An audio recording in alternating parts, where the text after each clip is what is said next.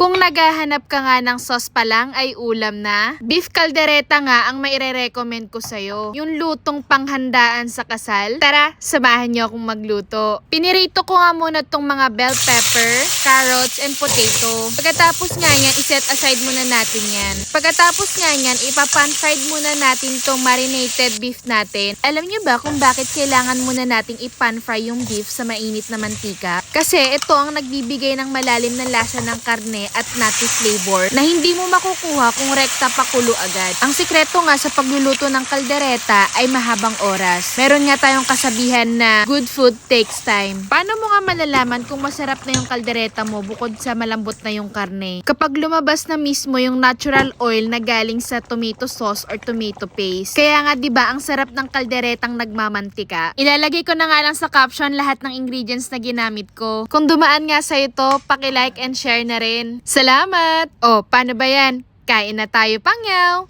Sarap.